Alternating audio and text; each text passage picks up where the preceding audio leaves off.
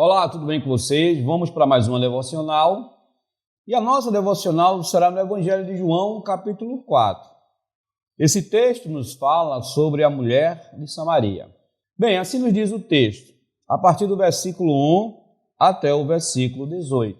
Quando, pois, o Senhor veio a saber que os fariseus tinham ouvido dizer que ele, Jesus, fazia e batizava mais discípulos do que João, se bem que Jesus mesmo não batizava, e sim os seus discípulos. Deixou a Judéia, retirando-se outra vez para Galiléia, e era-lhe necessário atravessar a província de Samaria. Chegou, pois, a uma cidade samaritana chamada Sicar, perto das terras que Jacó dera a seu filho José. Estava ali a fonte de Jacó. Cansado da viagem, assentou-se Jesus junto à fonte por volta da hora sexta. Isso aqui é meio-dia, mais ou menos. Visto que veio uma mulher samaritana tirar água, disse-lhe Jesus: dai-me de beber, pois os discípulos tinham ido à cidade para comprar alimentos. Então lhe disse a mulher samaritana: como sendo tu judeu, pedes de beber a mim, que sou mulher samaritana? Por que isso? Porque os judeus não se dão bem, com os samaritanos, ou não se davam bem com os samaritanos naquela época. Replicou-lhe Jesus: se conheceras o dom de Deus e quem é que te pede água, dai-me de beber, tu lhe pedirias e ele daria água viva. Respondeu-lhe ela: Senhor, tu não tens com que tirar a água do poço. O poço ele é profundo. És tu, porventura, maior do que Jacó, o nosso pai, que nos deu o poço, do qual ele mesmo bebeu, e bem assim os seus filhos e o seu gado? Afirmou-lhe Jesus: quem beber desta água tornará a ter sede. Jesus aqui ele fala da água daquele poço, daquele respectivo poço ali. Aquele, porém, que beber da água que eu lhe der, nunca mais terá sede. Jesus agora fala da água a qual ele oferece, não a água do poço. Pelo contrário, a água que eu lhe der será nele uma fonte a jorrar para a vida eterna. Disse-lhe a mulher: Senhor, dai-me desta água para que eu não mais tenha sede, e nem precise vir aqui buscá-la. Aquela mulher viu a oportunidade de ter uma água constante, uma água abundante, o qual ela não precisaria mais buscar naquele poço. Disse-lhe Jesus àquela mulher: vai, chama o teu marido e vem cá. Ao que lhe respondeu aquela mulher: não tenho marido. Replicou-lhe Jesus: bem disseste, não tenho marido.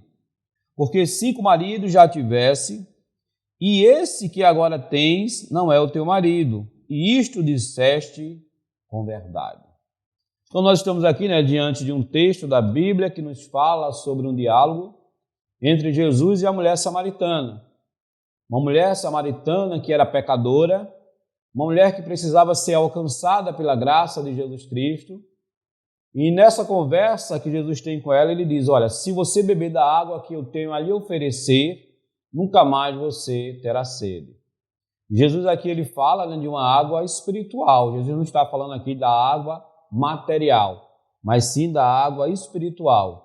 Aquela água a qual Cristo ele nos dá, aquela água a qual mata a nossa sede, a nossa maior sede, que é a sede espiritual, que é a sede pelas coisas de Deus. Então que nós possamos estar sempre bebendo desta água que Cristo ele nos oferece. Amém? Deus nos abençoe e nesse momento nós iremos orar. Oremos. Senhor Deus, Pai Todo-Poderoso, Criador do céu e da terra, obrigado, Senhor Deus, pelo Teu amor, Pai, obrigado por tudo. Obrigado, Senhor Deus, porque um dia Tu enviaste Teu Filho Jesus para nos trazer essa água bendita, Pai. Essa água a qual ela mata a nossa sede espiritual, Pai, a nossa sede interior, Pai, a qual todos nós temos, todos nós sentimos, Senhor Deus, que essa necessidade, Senhor Deus, de termos a Ti conosco, Senhor Deus, nos consolando, nos orientando, nos mostrando, Senhor Deus, o caminho o qual nós devemos seguir, Pai. E desta forma, Senhor Deus, nós venhamos, Senhor Deus, a fazermos a Tua vontade e vivermos de forma, Senhor Deus, totalmente coerente à Tua palavra. Pai, nós te pedimos que Tu continue nos abençoando, abençoando, Senhor Deus, a nossa saúde, a nossa família, nosso projeto CDI, toda a equipe, Senhor Deus, tem misericórdia de nós, Pai. É o que nós te pedimos e te agradecemos. Em nome de Jesus. Amém.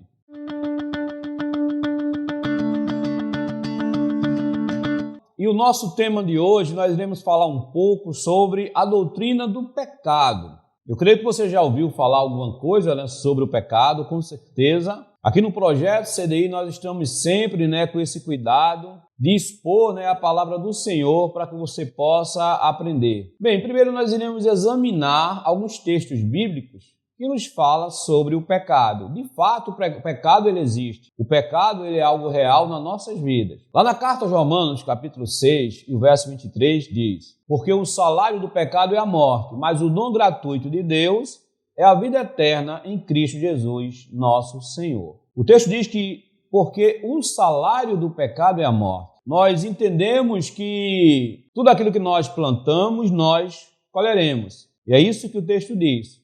Se nós estamos plantando, né, coisas ruins, o pecado em si, com certeza nós iremos receber, né, em troca de tudo aquilo que nós estamos fazendo. Por isso que o texto diz, o salário do pecado é a morte. Mas, por outro lado, o dom gratuito de Deus é a vida eterna em Cristo Jesus, o nosso Senhor. Lá em Romanos ainda, no capítulo 6, no verso 12, diz: não reine, portanto, o pecado em vosso corpo mortal, para obedecerdes às suas concupiscências. O que é isso? Desejos desenfreados, né? Desejo por alguma coisa, que muitas vezes esses desejos pecaminosos, eles entram, né, nas nossas vidas de uma forma desastrosa, né? Com certeza, né, destruindo totalmente o nosso relacionamento com Deus, já que nós fomos, né, afastados deste Deus pelos nossos pecado. O que é o pecado? O pecado é a grande barreira entre o homem e Deus. Para alcançarmos em Cristo Jesus a salvação para a nossa alma, né, temos que resolver antes essa questão do pecado. Ninguém poderá viver uma vida abundante que o Senhor oferece, assim como Jesus, né, ele ofereceu aquela água espiritual àquela mulher samaritana, se não ser liberto completamente, né, do seu pecado. Ninguém será um servo usado por Deus, um servo frutífero na obra de Deus, se continuar na prática do pecado. O que é o pecado? A gente poderia definir o pecado como sendo qualquer falta de conformidade com a lei de Deus, ou transgressão de qualquer lei por ele dada a nós como regra. Então o pecado, de fato, ele é errar o alvo, é qualquer desobediência às ordens, né, os desígnios divinos, é tudo que for realmente incorreto, é satisfazer as concupiscências da carne, como nós falamos, né, os desejos da carne. Quando nós falamos em relação à questão da percepção, nós podemos classificar o pecado em dois grupos. São aqueles pecados conscientes e os pecados inconscientes. Bem, o pecado consciente, quando nós pecamos e sabemos que estamos pecando, a nossa escolha ela é consciente pela coisa errada. Nós temos ciência do nosso pecado. Também tem os pecados inconscientes, quando nós pecamos sem saber que estamos pecando ou não percebemos. É quando nós incorremos num erro de forma involuntária, que isso não deixa de ser pecado. E todo pecado ele traz consequências para a nossa vida. E uma das primeiras consequências é a questão do erro. Ele engana, não é, a pessoa. O salmista, no Salmo 38, verso 18, ele diz: antes exortai-vos uns aos outros todos os dias, durante o tempo que se chama hoje, para que nenhum de vós se endureça pelo engano do pecado, né? Na verdade, esse texto aqui é Hebreus, capítulo 3 e o verso 13. A segunda coisa que nós percebemos aqui é que o pecado ele causa tristeza. O salmista, lá no verso 38 e o verso 18, ele diz: confesso a minha iniquidade, entristeço-me por causa do meu pecado.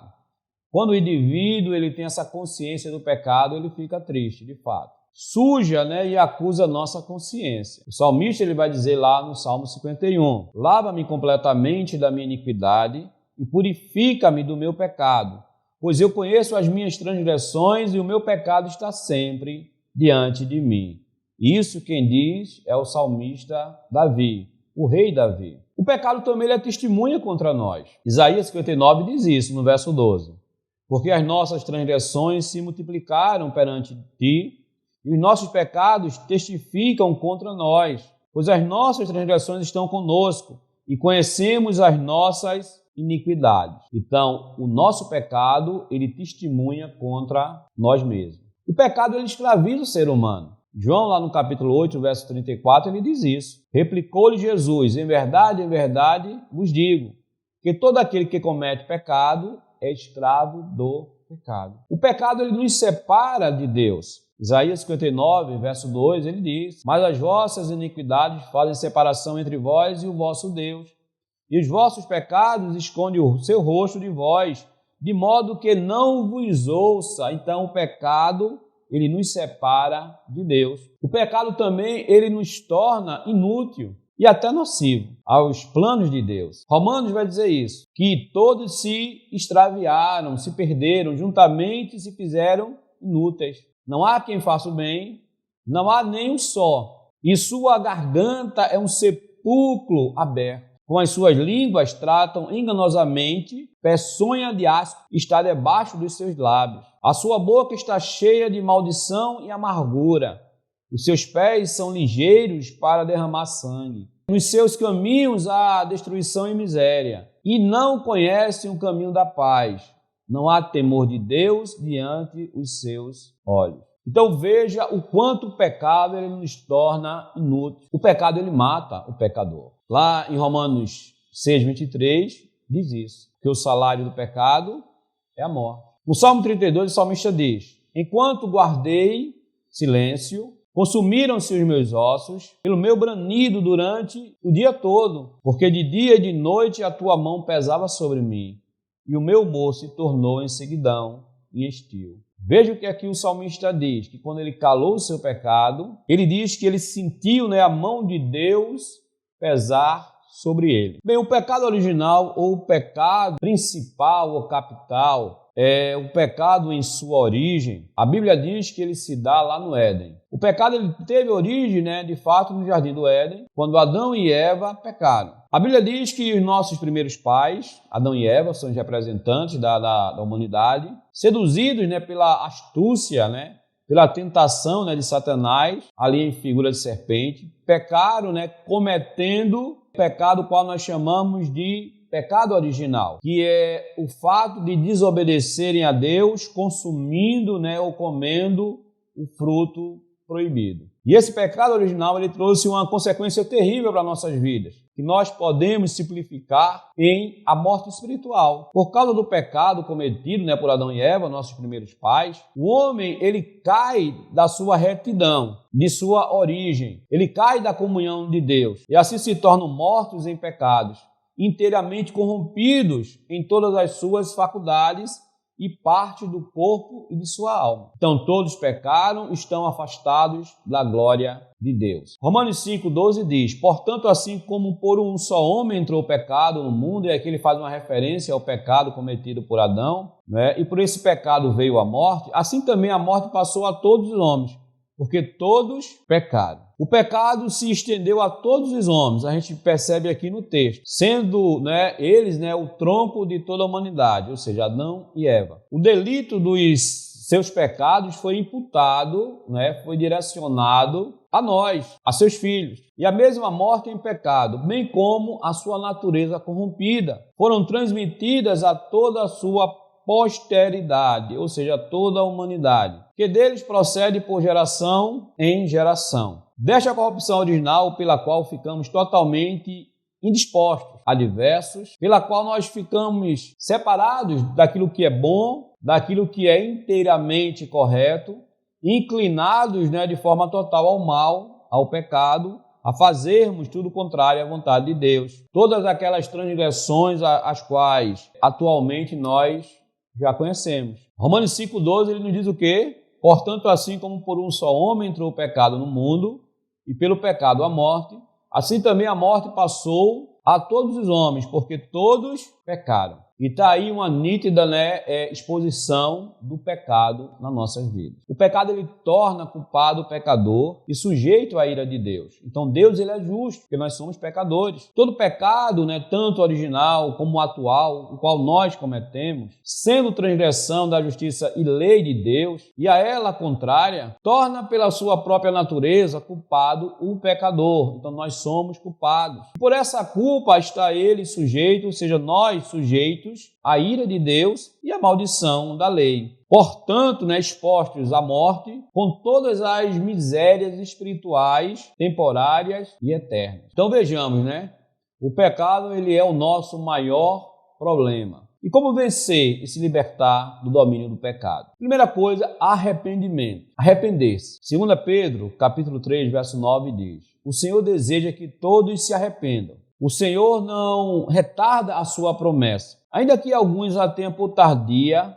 porém é longânimo para convosco, não querendo que ninguém se perca, senão que todos venham a se arrepender. Então precisamos urgentemente nos arrepender dos nossos pecados. Devemos nos arrepender sim. Atos 3,19 diz isso. Arrependei-vos, pois, e convertei-vos, para que sejam apagados os vossos pecados, de sorte que venham os tempos de refrigério da presença do Senhor. Então, arrepender e confessar. Devemos confessar os nossos pecados. Lá em Provérbios, capítulo 28, no verso 13, diz: o que encobre suas transgressões nunca prosperará, mas o que as confessa e deixa alcançará misericórdia. 1 João 1,9 diz: se confessarmos os nossos pecados, ele é fiel e justo para nos perdoar os pecados e nos purificar de toda injustiça.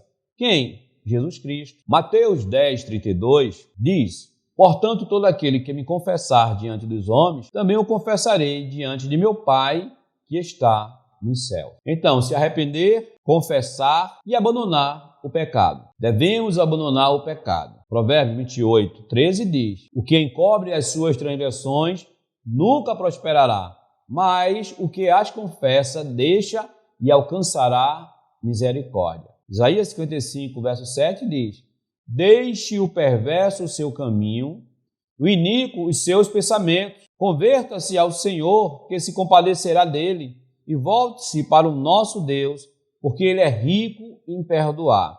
Lá em Filipenses diz: irmãos, quanto a mim, não julgo haver alcançado, mas uma coisa faço, esquecendo-me das coisas que para trás ficam e avançando para as que estão diante de mim, prossigo para o alvo, para o prêmio da soberana vocação de Deus em Cristo Jesus. Abandonar, de fato, o pecado e prosseguir. Bem, então nós estamos aí diante de um problema que é o pecado, vimos a solução, que é Cristo Jesus, é o arrependimento, é confessar e abandonar todo o pecado. Então, qual é a conclusão que nós temos em relação a tudo isso que foi visto até agora? 1 Coríntios capítulo 6, verso 12 diz: todas as coisas me são lícitas, mas nem todas me convêm. Todas as coisas me são lícitas, mas eu não me deixarei dominar por nenhuma delas. Deus não nos deixou uma lista de pecados. Por que não? Porque Ele habita em nós, o Espírito Santo habita em nós. E Ele fala diariamente conosco em todo o tempo, em todo instante. Ele deseja, com certeza, que aprendamos a ouvir e a obedecer a sua voz, já que pecado é tudo aquilo que nos afasta da presença de Deus. Então, sempre que nós tivermos alguma dúvida, pastorarmos, pedirmos a sua orientação, uma fórmula prática para procedermos bem, de acordo com a sua vontade, é perguntando-nos sempre o que Cristo faria em meu lugar. E se Cristo estivesse em meu lugar, Ele faria o que eu estou propenso a fazer? Então é interessante fazer essa pergunta, esse questionamento a nós mesmos. Então que Deus ele nos abençoe, que possamos entender que o nosso pecado ele faz separação entre nós e o nosso Deus, que é necessário nos arrependermos, confessarmos e abandonarmos de forma definitiva o pecado. Deus nos abençoe e assim que você assistir, dá o ok lá, para que a gente possa continuar colocando aí a sua frequência virtual. Fiquem com Deus.